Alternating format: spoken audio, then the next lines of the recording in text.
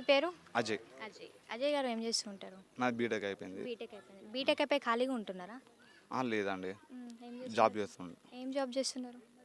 మొన్నట dance master చేస్తుండే. Okay, choreographer. ఎట్లుంది మరి లైఫ్? బాగానే ఉంది.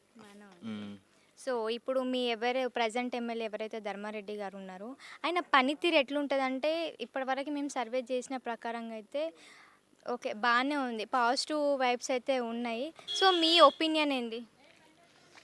నెగిటివ్ చేసే వాళ్ళు కూడా నెగిటివ్ చెప్తారు, పాజిటివ్ చేసే వాళ్ళు పాజిటివ్ చెప్తారు.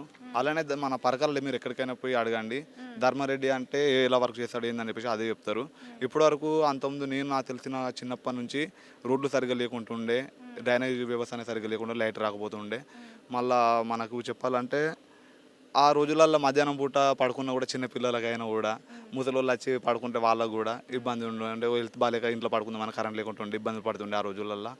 కానీ ఇప్పుడు ధర్మారెడ్డి సార్ వచ్చడం వల్ల, మళ్ళీ కేసీఆర్ వాళ్ళు గెలవడం వల్ల ఇప్పుడు ఇవన్నీ ప్రాబ్లమ్స్ లేకుండా అయిపోయింది. చాలా బాగుందండి ఇప్పుడు. అంటే మనకి తెలంగాణ వచ్చిన తర్వాత చాలామంది ఇంకా కేసీఆర్ గెలిచిండు కాబట్టి తెలంగాణలో ప్రజలు మొత్తం మోసపోతారు, కరెంటు చక్కగా ఉండదు, డెవలప్మెంట్ అనేది ఉండదు అని చెప్పేసి స్టార్టింగ్లో చాలామంది అన్నారు కదా.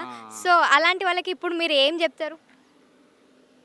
డెవలప్మెంట్ అనేది ఇప్పుడు ఎందుకంటే ఇప్పుడు అన్ని రాష్ట్రాలలో నెంబర్ 1 రాష్ట్రంగా మన తెలంగాణ ఉంది కదా. సో అలాంటి వాళ్ళకి మీరు ఎలాంటి కౌంటర్ ఇస్తారు? ఇప్పుడు మన స్టూడెంట్ అయిన యూత్ పరంగా చూసుకున్నా కానీ మన ఐటీ రంగం ఉంది. అందరూ గవర్నమెంట్ జాబ్స్ రావాలంటే గవర్నమెంట్ జాబ్స్ రావు, ప్రైవేట్ జాబ్స్ కూడా కావాలి కాబట్టి మన ఐటీ అని చెప్పేసి అని పెట్టారు మన కేటీఆర్ సార్ దానికి. ఇప్పుడు మన ప్రైవేట్గా దాన్ని కూడా జాబ్స్ రప్పిస్తున్నాడు. ఎవ్రీ డిస్టిక్కి ఒక ఐటీ పెడుతున్నారు కాబట్టి దానివల్ల కూడా యూత్కి చాలా యూస్ఫుల్ ఉంటుంది. ఇప్పుడు మీ వరంగల్లో పెట్టినారు కదా టెక్స్టైల్ పార్క్. టెక్స్టైల్ పార్క్ అవునవును, నేను కూడా రీసెంట్గా పోయి విజిట్ చేశాను మా ఫ్రెండ్స్ తోటి కలిసి. అక్కడ ఎలా ఉందని చెప్పేసి అని. ఆ కైటెక్స్ కంపెనీ రీసెంట్గా ఇంకా మన 2 months లోపే స్టార్ట్ అయిపోద్ది. స్టార్ట్ అయిపోయిన తర్వాత మా యూత్ కూడా వెయిట్ చేస్తున్నాం అందులో జాబ్ వస్తుందని చెప్పేసి అని. జాబ్ అంటే ఇంకా మనం 10th class 11th class inter అయిపోయిన వెంటనే జాబ్స్ రావాలంటే కూడా కావాలి, దానికి కూడా క్వాలిటీస్ ఉంటాయి, దానిలో వర్క్ ఉంటుంది కదా. అవునవును, అంటే ఇప్పుడు దాంట్లో క్వాలిఫికేషన్ బట్టి దాంట్లో జాబ్స్ వస్తాయి. మళ్ళీ మెయిన్ ఏంటి అంటే ఫస్ట్ ఇక్కడ లోకల్ ఉన్న వాళ్ళకి ప్రిఫరెన్స్ ఎక్కువ ఉంటుంది. ఇదంతా ఓన్లీ మన ధర్మారెడ్డి గారు గెలవడం వల్లనే సాధ్యమైంది. మళ్ళీ పైన కేసీఆర్ రావడం వల్ల ఇది జరిగింది. సో ఈసారి ఎవరు గెలిస్తే బాగుంటుంది అనుకుంటున్నారు? అంటే చాలామంది యూత్ దేనికో ఏమో మాకు కూడా ఐడియా లేదు, మీకు కూడా తెలుసు చాలామంది కాంగ్రెస్కి అట్రాక్ట్ అవ్వడం జరుగుతుంది. సో దేనివల్ల అంటారు? కాంగ్రెస్ మాట్లాడే మాటని బట్ట లేదంటే రెచ్చగొడుతున్నారా ఏంటి? కొంతమంది ఉంటారు, వాళ్ళేమో హిందుత్వం అని చెప్పేసి అని అంటారు.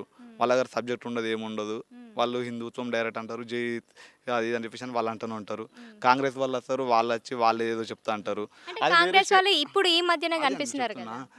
మన కర్ణాటకలో కాంగ్రెస్ గెలిచింది, అక్కడ ఏం జరుగుతుంది అసలు 6 hours కరెంట్ ఇస్తున్నారు. అక్కడ కరెంట్ లేదు, ఏం లేదు. మొన్నటిగా అక్కడ ఉన్న రైతులు వచ్చి మన దగ్గర ధర్నాలు చేశారు. ఎందుకు చేశారు? వాళ్ళ దగ్గర బాగుంటాయి కదా, మన దగ్గర వచ్చి ఇలా చేయకపోతుండే. కానీ వాళ్ళు ఎందుకు చేస్తున్నారంటే అక్కడ సరిగ్గా లేకపోవడం వల్లనే ఇక్కడ చేస్తున్నారు. ఇప్పుడు అక్కడ నెగిటివ్ అనేది అక్కడ ఉంది, అది వాళ్ళు ప్లేస్ చేద్దామని చెప్పి బయట నుంచి పిలిపించుకుంటారు, చేస్తున్నారు, కానీ అది వర్కౌట్ కాదండి ఇక్కడ. ఇప్పుడు రేవంత్ రెడ్డి గారు 6 గ్యారంటీ పథకాలు పెట్టినారు కదా, దాని మీద మీ ఒపీనియన్? అవి ఫస్ట్ వేరే స్టేట్లలో అమలు చేసిన తర్వాత ఇక్కడ చేస్తే బాగుంటుంది అనిపిస్తుంది. వాళ్ళు ఉన్న వాటి దగ్గరనేమో చేయరు, కానీ ఇక్కడ వచ్చి చేస్తారంటే ఇప్పుడు నేను ప్రతి ఇంటికి ఒక ₹1 ఇస్తా అంట చెప్పడంతో అది కాదు కదా, అది ఎలా ఇస్తాయిందని చెప్పేసి అవన్నీ ఉండాలి. ఇప్పుడు కేసీఆర్ గారు ఏమన్నారంటే ముసలి వాళ్ళకి పెన్షన్ ఇస్తా అన్నాడు, 3000 పెంచుతా అన్నాడు. తర్వాత నెక్స్ట్ ఇయర్ ఇంకో 500, అలా 5000 వరకు చేస్తా అని చెప్పేసి అన్నాడు. ఒక విజన్ ఉంది, అది ఎలా ఇంప్లిమెంట్ చేయాలని చెప్పేసి అని ఉంది కాబట్టి అలా ఒక పద్ధతిగా చేస్తున్నారు వాళ్ళు. అదే వీళ్ళకి ఏం లేదు, అది చేస్తే ఇది చేస్తా అంటే ఎక్కడి నుంచి వస్తాయి ఫండ్స్, ఏంది, మన బడ్జెట్ ఎంత, అవన్నీ చూసుకోవాలి కదా వాళ్ళు కూడా అలా. సో ఇక్కడ మీ ఎమ్మెల్యే ధర్మారెడ్డి పనితీరు ఎట్లుంది? ఇప్పటివరకు మీ గ్రామానికి ఏమేమి పనులు చేశాడు? ధర్మారెడ్డి పనితీరు అని అంటే మీరు వచ్చేటప్పుడు ఇట్లా అన్నీ చూస్తూనే ఉంటారు. నేను చెప్పని అవసరం లేదు, ఇక్కడ ఉన్న ఎవరినైనా ముసలి చిన్నోళ్ళ నుంచి పెద్దోళ్ళ వరకు ఎవరినైనా అడగండి మీరే, వాళ్ళే చెప్తారు మీకు. ఇక్కడ మాకు ధర్మారెడ్డి సార్ దగ్గర కార్పొరేటర్ శివన్న ఉంటాడు, అతను ఎవ్రీడే వస్తాడు, కాలనీలో ఏం ప్రాబ్లమ్స్ ఉన్నాయి ఏంది అని చెప్పేసి అని తెలుసుకుంటాడు, వెళ్తాడు. అతనికి ఎలా అంటే అతని వల్ల అయిందనుకో అతను చేస్తాడు. ఒకవేళ అన్న వల్ల కాకపోతే ఎమ్మెల్యే దృష్టికి తీసుకెళ్తాడు. అలా కూడా కాకపోతే ఇప్పుడు మన ఇక్కడ ఎవరికైనా ఏమైనా హెల్త్ ప్రాబ్లంలో ఏమైనా ఉన్నా కూడా హైదరాబాద్లో ఏమైనా ఉన్నా కానీ వాళ్ళ దగ్గరికి వెళ్ళి కూడా వెళ్ళి పరామర్శించి వాళ్ళని చేస్తుంటాడు అన్నట్టు. అలాంటి క్యాండిడేట్ ఉన్నారు.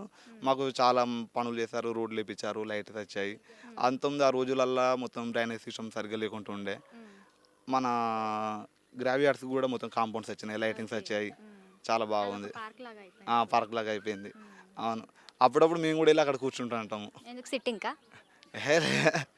సిట్టింగ్ అని కాదు, ప్రశాంతంగా ఉంటుంది కదా. ఓకే, శ్మశాన వాటికలో ప్రశాంతంగా ఉంటుందా? ఆ, మీరు చెప్పడమే వింటున్నా, అక్కడ వెళ్ళి ప్రశాంతంగా ఉంటుంది. అంటే అక్కడ మన ఎలా అంటే మంచి పార్క్ లాగా మంచిగా ఉంటుంది అన్నట్టు అలా. Thank you.